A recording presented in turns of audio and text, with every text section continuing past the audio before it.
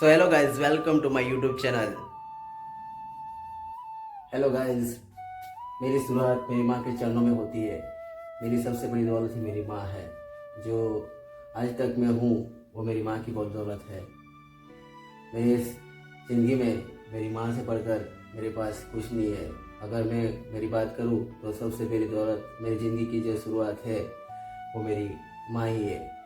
जब मैं 12वीं कक्षा में था तो मेरी माँ गुजर गई थी। तो उसके बाद एक माँ के रूप में मुझे मैं जब 12वीं का कक्षा में था, जब मेरी माँ गुजर गई तो मुझे सपना 13वें दिन में मुझे माता समा का सपना आया था। और वो सपने में बोली थी कि बेटा घबराना मत, मैं तेरा एक बाल तक वाका नहीं होने दूंगी। और वो मेरा विश्वास है, सपोर्ट है, मेरी दौलत है। आज तक मेरा एक बाल तक मुझे वाका होने नहीं दिया है। और ज़िंदगी में हर कदम में मेरी माँ का फुल सपोर्ट है। अगर मेरी बात करूँ तो मैं एक इंजीनियर हूँ। और मुझे पता नहीं, मेरे पास है ना, जब मेरी माँ मर गई ना उसके बाद मेरे पास बाल कटवाने के लिए मेरे पास 10 रुपये नहीं थे। फिर भी मेरी माँ ने मुझे सपोर्ट किया। अगर मेरे पास 10 रुपये भी नहीं थे फिर भी मुझे एक इंजीनियर बनाया, वो मेरे लिए सबसे बड़ी बात है। मेरी माँ की बात करूँ तो मैं 20 साल से उसका व्रत कर रहा हूँ। मैं जब उनकी बात करूँ तो माता समा की बात करूँ तो मेरी माँ और पापा थे। तो एक दिन क्या हुआ था कि मेरे माँ बाप को एक जहाँ पे रह रहे थे उन लोगों ने निकाल दिया था। फिर एक 6-7 दिन हो गए थे। तो उसके बाद क्या हुआ कि निकालने के बाद 6-7 दिन के बाद वो एक तंबू बांध के रहने लगे घर पे। तो किसी ने बताया कि एक मीनावाड़ा करके गांव है। तो वहाँ पे क्या है कि मेरी माँ का मेरी माँ और पापा को है ना, वो वहाँ पे गए। तो मीनावाड़ा एक शारदा माँ का मंदिर होता है, मंदिर है। तो वहाँ पे उन्होंने बोला था कि 5 मंगलवार करना।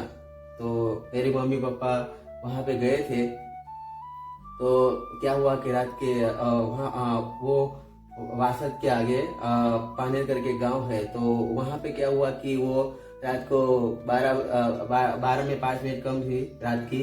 तो वहाँ पे गए तो मेरे मम्मी पापा को कोई साधन नहीं मिल रहा था। तो उनकी सत्य घटना की जो बात करूँ तो माँ दशा की सत्य घटना की बात करूँ तो वो पानेर में गए थे। तो पानेर में रात को 12 में 5 मिनट कम थी। तो उनको साधन नहीं मिल रहा था मेरे मम्मी पापा को। तो क्या हुआ कि रात के 12 में 5 मिनट कम थी। तो मेरी माँ दशा की वजह से रात को एक सुमो मिली। और सुमो के अंदर एक ड्राइवर और एक लड़की, छोटी सी लड़की थी।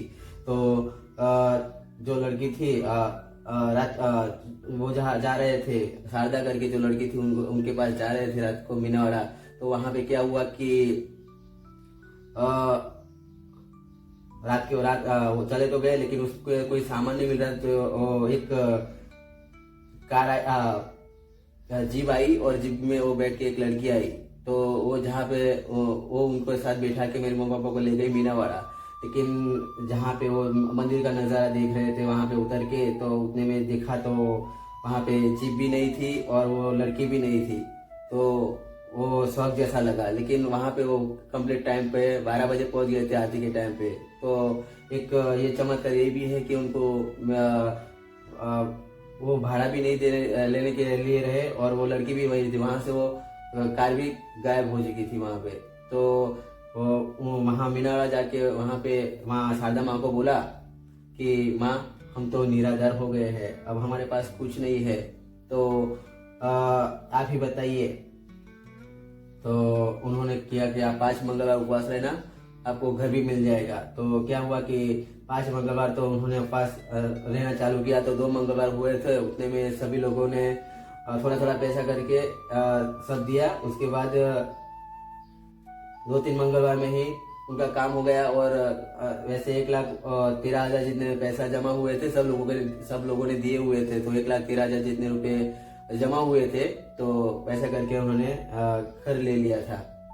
तो माँ दशमा की कृपा से हमारे पर बहुत कृपा है। मेरी बात करूँ तो मैं एक इंजीनियर हूँ और जो भी हूँ वो मेरी माँ की बदौलत हूँ। क्योंकि मैं मेरी बात करूँ तो जब मेरी माँ मर गई ना तो मेरे सर पे बाल कटवाने के लिए 10 रुपये भी नहीं थे। मेरी माँ की बात करूँ तो मैं जब गांव में जा रहा था 12वीं कक्षा के बाद में 2 साल है ना मजदूरी करके मैंने निकाले हैं। मेरी बात करूँ तो मैंने 2 साल मजदूरी करके निकाले हैं।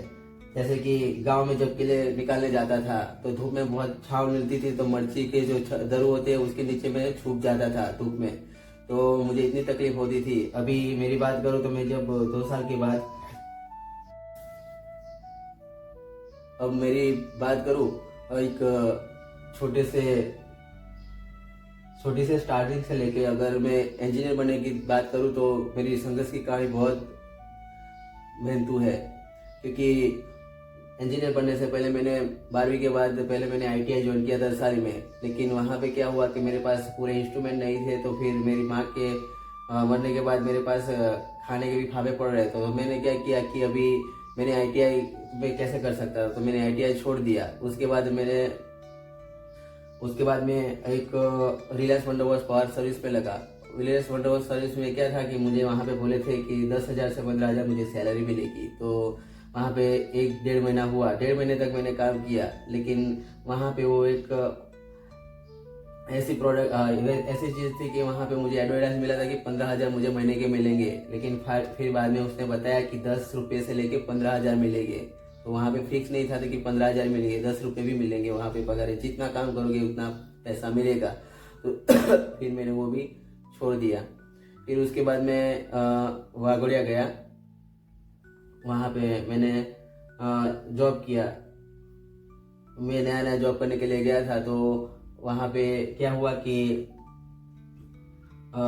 6-7 दिन मैंने जॉब किया। तो मैं छोटे बच्चे की तरह था, तो वहाँ पे मुझे एक जंबो पैकिंग में लगा दिया गया। जंबो पैकिंग में लगा दिया गया तो क्या हुआ कि मैं वहाँ पे लारी का कंटेनर लेके लिफ्ट में लेके जा रहा था। तो वहाँ पे एक मुझे लिफ्टमैन मिला, तो मैं छोटे बच्चे की तरह था, तो उसको लिफ्टमैन को मेरे पे दया आ गई। बोला बेटा ये तेरे बस की बात नहीं। मुझे बोला कि तो कितना पढ़ा हुआ है? तो मैंने कहा कि मैं 12वीं पास हूँ। तो बोला कि बेटा तो डिप्लोमा कर लेता तो अच्छा रहता। तो मैंने उनको कुछ नहीं कहा। मैं अब कैसे बोलता कि अगर अगर मेरे पास पैसे होते तो मैं यहाँ पे ये लारी ठेलने के लिए नहीं आता, यहाँ पे मजदूरी करने के लिए नहीं आता। तो फिर मैंने 6-7 दिन जॉब किया और वहाँ से छोड़ दिया। उसके बाद मैं गांव में फिर से वापस चला गया। गांव में वापस चलने जाने के बाद वहाँ पे एक ड्राइवर काम कर रहा था। तो उन्होंने मुझे बताया कि तुझे कंप्यूटर आता है? तो मैंने कहा हाँ। तो मुझे एक वहाँ नसवाड़ी वो मुझे नसवाड़ी लेके गया। नसवाड़ी में वहाँ पे एक साहब था GAV का। तो उन्होंने कहा कि मुझे 3,000 रुपये देगा। तो मैंने कहा कि सर, फिर मैंने सोचा कि 3,000 रुपये मुझे देगा तो मैं 3,000 रुपये में कैसे चला पाऊँगा? अगर 3,000 ही कमाना है तो 100 रुपये में मजदूरी करके भी कमा सकता हूँ। तो फिर मैंने ऐसे सोच के उस साहब को बोला कि सर, अब ये जो कुर्सी आप जो पाए हो उसके लिए आपने क्या किया और आपकी सैलरी क्या है? तो उन्होंने मुझे बताया कि बेटा इस कुर्सी को पाने के लिए इंजीनियर बनना पड़ता है और मेरी सैलरी अभी 50,000 है, तो बेटा इसके लिए बहुत मेहनत लगती है। फिर ऐसा सोच के मैं 3,000 में तो मेरा जम नहीं रहा था, तो मैं फिर वापस गांव आ गया। फिर से मजदूरी करने लगा। फिर केले का एक टर्बो भरा था, तो उसमें मेरे 1500 आए थे, 1500 रुपये आए थे। तो मैंने क्या किया कि 1500 रुपये का डिप्लोमा का फॉर्म भर दिया। 1500 रुपये थे तो मैंने फिर डिप्लोमा का फॉर्म भी भर दिया। तो डिप्लोमा का फॉर्म लग गया। मैं एक GSC की कॉलेज है भरूच में मेरा नंबर लग गया। अब प्रॉब्लम तो वहीं पे भी था कि अब मैं करूँगा तो कैसे करूँगा। तो फिर मेरा नंबर लग गया। मैं एनवायरमेंट इंजीनियर में मेरा नंबर लग गया। अब एनवायरमेंट इंजीनियर में नंबर तो लग ही गया। अब मुझे पता नहीं था, मैंने फॉर्म भरा था इलेक्ट्रिकल मैकेनिकल में मैंने फॉर्म भरा था, मुझे पता ही नहीं था कि एनवायरमेंट क्या है। फिर मैंने एनवायरमेंट का इंजीनियर का मेरा नंबर लग गया भरूच में। अब प्रॉब्लम तो वहीं पे भी आके खड़ी हो गई कि अब मैं पढ़ूंगा कैसे? नंबर तो लग ही गया, पैसे तो मेरे पास थे नहीं। फिर हाँ, पैसे नहीं थे, लेकिन मेरी माँ का आशीर्वाद मेरे पास था। मुझे इतना भरोसा था कि मेरे पास कुछ हो ना हो, लेकिन मेरी माँ मेरे पास जरूर है। मुझे उतना मेरी ज़िंदगी में मुझे खुद पे भरोसा नहीं, उतना मेरी माँ पे भरोसा है।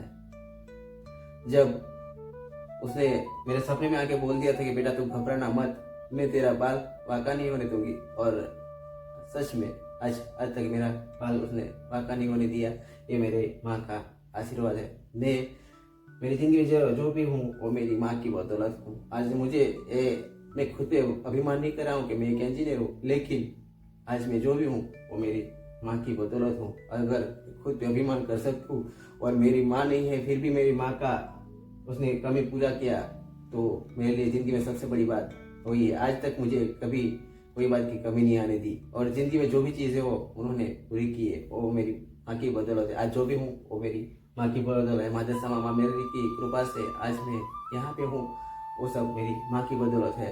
मुझे इंजीनियर बनने के लिए मुझे एक वेटर का भी काम करना पड़ा है, एक मिस्त्री का भी काम करना पड़ा है, और एक फैब्रिकेशन का भी काम करना पड़ा है। मैंने कलर काम भी किया है। मैं एक जिंदगी में ऐसे मुकाम से आया हूँ कि मेरे पास कुछ नहीं था। मैंने वेटरिंग का भी काम किया है, मैं हेल्परिंग का भी काम किया है। मैंने कोई काम जिंदगी में बाकी नहीं रखा है। जब मैं खेत में काम करने जाता था तो मुझे इतनी दिक्कत हो रही थी कि जिसकी कोई बात नहीं। 7 साल मैंने खेत में भी काम किए, और आज जो भी हूँ आज वो मेरी माँ की बदौलत हूँ। तो दोस्तों, अगर मेरी ज़िंदगी में अगर मेरी स्टोरी को भी आप पसंद करोगे ऐसी उम्मीद रखता हूँ। तो thank you so much my old friends, मेरी स्टोरी देखने के लिए, और मेरे चैनल को लाइक और सब्सक्राइब करें।